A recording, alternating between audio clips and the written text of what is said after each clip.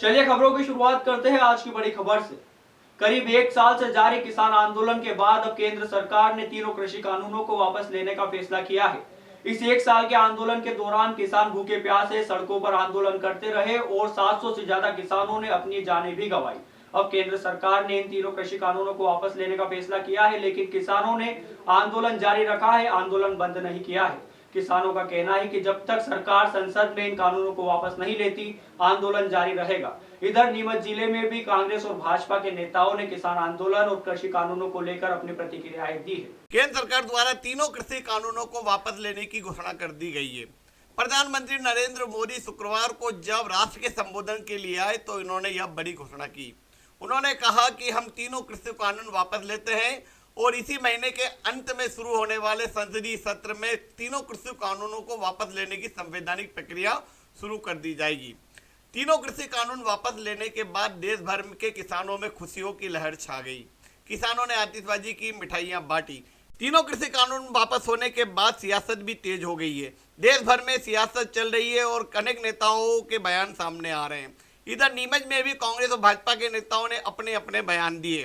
कांग्रेस ने इसे जहां किसानों की जीत बताया, वहीं भाजपा ने इसे ऐतिहासिक निर्णय बताया। आइए सुनते हैं नीमच के कांग्रेस भाजपा नेताओं की प्रतिक्रियाएं।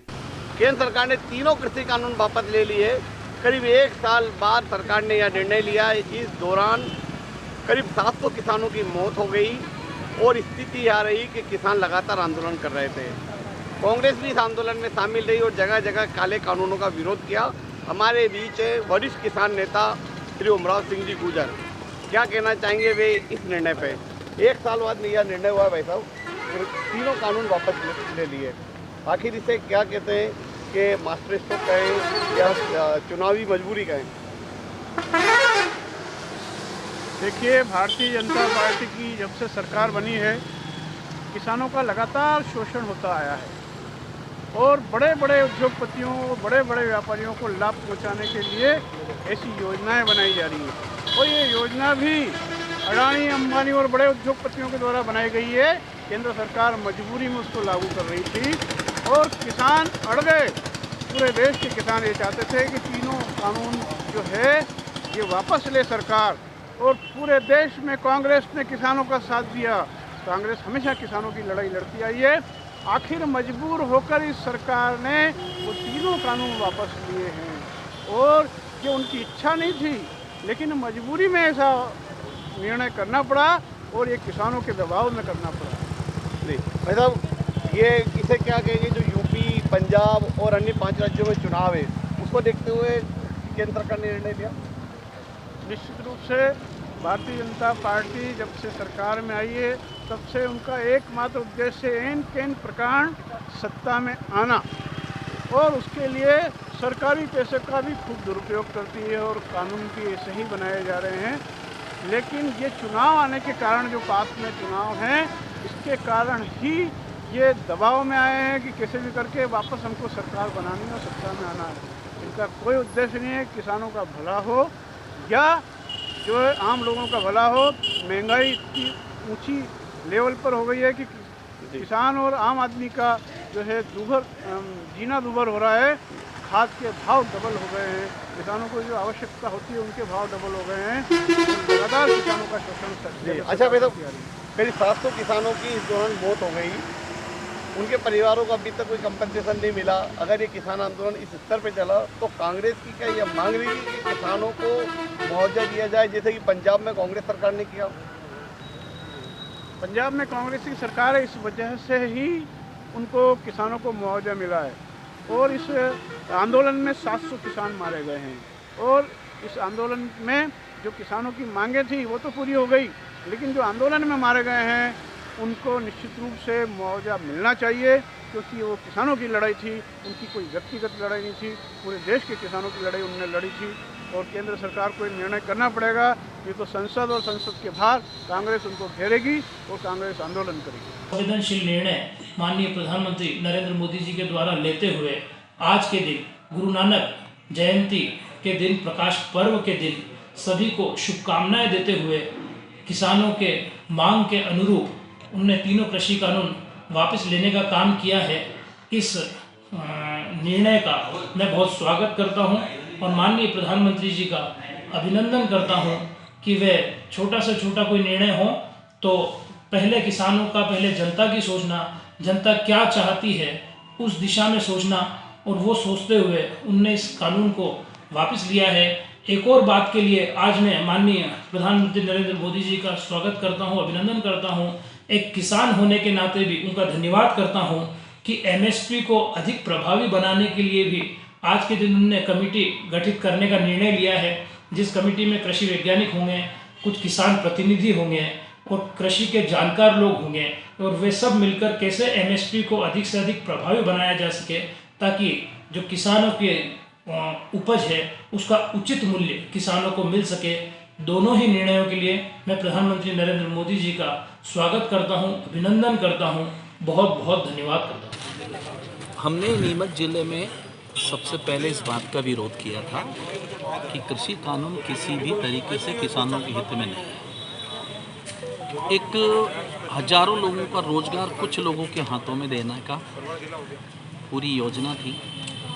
कृषियाँ उपज मंडियाँ बंद कर रहे थे, सोसाइटियाँ बंद कर रहे थे। किसान को खाद बीज लेने के लिए कहीं ना कहीं अडानी अंबानी के दरवाजे पर खड़े पड़ा था। इस बात का विरोध आदरणीय सोनिया गांधी जी के नेतृत्व में, राहुल जी के नेतृत्व में पूरे देश के विपक्ष के नेताओं ने मिलकर संसद तक इसका घेराव किया। पूरे एक साल तक लगातार किसान पंजाब में, हरियाणा पे, टिकरी बॉर्डर पे लगातार आंदोलन करते रहे, और ये जीत जो है सबसे बड़ी जीत किसानों की जीत। क्योंकि जब किसान अपना माल, आज आपने हालत देखे थे जब 10 और 11 हज़ार में किसान सोयाबीन खरीद रहा था बीज के लिए, और आज उसको बेचने की जब नौबत आई तो 5,000 4,000 का भाव है। तो उन्हीं कीमत किससे की हुई? मोदी जी ने कहा था कि मैं किसानों की आय दोगुनी करूंगा, लेकिन इनने अडानी अंबानी की आय दोगुनी की। 5,000 में उन्होंने खरीदा और 11,000 में वापस किसानों को बेचा। किसानों से खरीदा 5 में और किसानों को दिया 11। ये सारी बातें कृषि कानून में थी।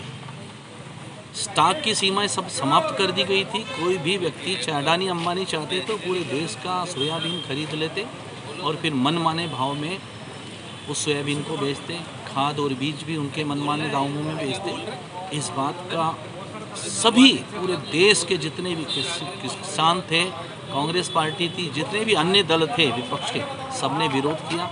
और पहली बार भारतीय जनता पार्टी और आदरणीय मोदी जी को मुंह की खानी पड़ी। और इन्होंने कहा था, इनके कृषि मंत्री नरेंद्र सिंह तोमर ने, कुछ भी हो जाए हम कृषि कानून वापस नहीं लेंगे। लेकिन आज की हालत ये है कि किसानों के सामने सरकार को झुकना पड़ा। पंजाब और आसपास के अन्य राज्यों में आगामी चुनाव नजदीक हैं। ऐसी स्थिति में ये भी देखा जा रहा है कि उन चुनाव को दृष्टिगत रखते हुए मोदी जी ने बिल्कुल निश्चित है ना, जो भी निर्णय देश में प्रधानमंत्री मोदी जी या शिवराज जी जो भी निर्णय ले रहे हैं, केवल चुनाव के डर के कारण ले रहे हैं। अभी आपने देखा पिछले दिनों पेट्रोल डीजल के भाव बढ़ाए, कम किए, केवल चुनाव को लेके। और हम जनता को आगाह करना चाहते हैं कि इनकी बातों में नहीं आए, इनके झूठे वादों में नहीं आए। देखिए, मेरा जहाँ तक सोचना और समझना है कि किसान इस कानून को सही तरीके से समझ नहीं पाए। तो जहाँ एक्चुअल किसान है वहाँ कोई इसका विरोध नहीं हो रहा था। और पंजाब जैसी जगह में जहाँ ऑलरेडी कानून लागू है, अभी वहाँ कानून लागू चल रहा है वहाँ कितने सालों से, वहां के किसान इस आंदोलन में कर रहे हैं, जो मैं नहीं मानता कि वो किसान है, तथाकथित किसान है। और जिस लाइन पे आंदोलन चला गया और जो लोग इसमें आ गए, ऐसा लगता है कि इसमें देशद्रोही लोग ज्यादा सम्मिलित हो गए। पूरे कानून आंदोलन लोगों के हाथ में चला गया जिन लोगों के हाथ में नहीं जाना चाहिए था। कानून सही है, किसानों के लिए लाभदायक है, कहीं से कहीं तक किसानों के लिए नुकसानदायक नहीं है। तो कहीं ना कहीं सोच इसके पीछे ये रही होगी कि किसानों को अच्छी तरह से इस कानून को समझाएं कि भैया इसमें कोई कमी नहीं है, और कोई कमी हो तो कोई सामने लाए। कोई कमी भी सामने नहीं आ रही है, बस कानून वापस लो, कानून वापस लो। तो इसको दृष्टिगत रखते हुए कि किसानों को वापस पूरी तरह से इस कानून को समझाकर, अच्छी तरह से समझाकर उसके बाद पुनः लाएंगे। इसलिए हो सकता है मोदी जी ने एक कदम पीछे लिया, और कभी कभी ऐसा होता है कितनी चीजों के लिए एक कदम पीछे लेकर फिर एक साथ 4 कदम आगे बढ़ते हैं।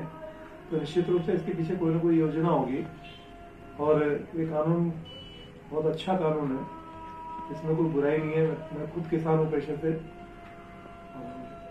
ऐसा नहीं है कि कानून किसानों के लिए कहीं से कहीं तक नुकसानदायक है। और मोदी जी ने कुछ किया तो कुछ सोच समझ के फैसला लिया होगा, उनके इस कदम का मैं स्वागत करता हूँ। पिछले 26 नवंबर से देश के किसान ये मांग कर रहे थे कि ये देश की जो तीनों कृषि कानून है किसानों को गला घोटने वाले हैं और किसान हित में नहीं है, देश हित में नहीं है। 1 साल तक लगातार विरोध चला और भयानक विरोध चला। पूरे देश भर में 700 किसान शहीद हुए, आंदोलन हुए, ट्रैक्टर रैलियाँ निकाली गई, नीमच के अंदर भी ट्रैक्टर रैलियाँ निकाली गई। उसके बावजूद मोदी सरकार इस किसान कानूनों को वापस लेने को तैयार नहीं थी। लेकिन किसानों के सतत आंदोलन और हमारे कांग्रेस के नेता राहुल गांधी जी ने भी पूरे इस अभियान को समर्थन दिया और कांग्रेस ने पूरा समर्थन दिया। पूरा देश एकजुट था इन तीनों कृषि कानूनों के खिलाफ, पूरा देश और विपक्ष एकजुट था, और उसी के चलते आज ये तीनों कानून वापस हुए हैं। ये देश के किसानों की जीत है और उन किसानों की जीत है जो देश हित की सोचते हैं, और कांग्रेस की जीत है। ये हम लोग यही कहेंगे कि मोदी सरकार को किसानों के जीत के चलते, किसानों के संगठन क्षमता के चलते ये कानून वापस लेने पड़े। ये देश के किसानों की जीत। ये इतना आंदोलन वगैरह और कई किसानों की मौत होने के कारण फिर अब आंदोलन वापस लिए गए कानून। पहले क्या कारण था? पहले सरकार अहंकार में जी रही थी। सरकार को पूरा अहंकार था कि किसानों को हम जिस प्रकार उन्होंने देश के कई मुद्दों को दबाया, गुजरात दंगों को दबाया, लखीमपुर खीरी के दंगों को दबाया, इस प्रकार कई देश के ऐसे गलत घटनाओं को मोदी सरकार ने दबाया। वो भी इस आंदोलन को कुचलना चाहती थी, किसानों को दबाना चाहती थी। लेकिन देश के किसानों ने एकजुटता रखते हुए मोदी सरकार को पीछे करके और देश में जीत हासिल करी है। आज ये 1947 की आज़ादी हुई थी, उसके बाद देश के किसानों की ये दूसरी आज़ादी की लड़ाई थी, जो आज किसानों ने मिलकर टिकरी बॉर्डर पे, चाहे दिल्ली के बॉर्डर पे, हर एक पूरे ज़िले में इसका आंदोलन हुआ।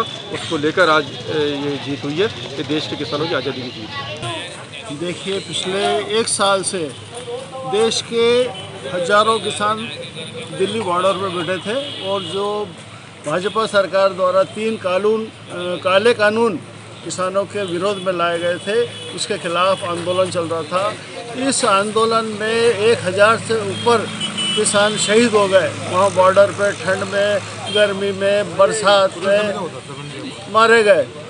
उसके बावजूद भी सरकार मानने को तैयार नहीं थी, जो कि एक तरह से देखा जाए तो तानाशाही मचा रखी थी। परंतु किसानों का यह आंदोलन नहीं झुका, और आज नरेंद्र मोदी जी को मजबूर होकर वो वापस तीनों जो कानून थे वापस लेने पड़े। तो यह बहुत बड़ी किसानों की जीत है, बहुत बड़ी कांग्रेस की जीत है, क्योंकि राहुल गांधी शुरू से किसानों के पक्ष में खड़े थे, आंदोलन के पक्ष में था। पूरे देश के कांग्रेस जन किसानों के साथ थे, और आज मजबूरी में पूरी जनता जनार्दन के दबाव के कारण मोदी सरकार को ये कानून वापस लेने पड़े। इसकी खुशी में आज हम यहाँ पर पटाखे फोड़ेंगे, और किसानों के समर्थन में और इन काले कानून के विरोध में हम यहाँ पटाखे फोड़ेंगे और मिठाई बांटेंगे। देखा है इसमें कई बार अपने आंदोलन वगैरह भी किया गया। हम लोगों ने किसानों के पक्ष में कई सफाई करी, बड़ी बड़ी ट्रैक्टर रैली करी। पूरे ज़िले में नीमच में एक विशाल ट्रैक्टर रैली आयोजित की गई, जो नीमच के इतिहास में सबसे बड़ी ट्रैक्टर रैली थी। तो इस तरह से पूरे देश में किसानों के लिए आंदोलन हुआ। कांग्रेस पार्टी ने किसानों का साथ दिया, और आज किसानों की जीत हुई और कांग्रेस की जीत हुई है।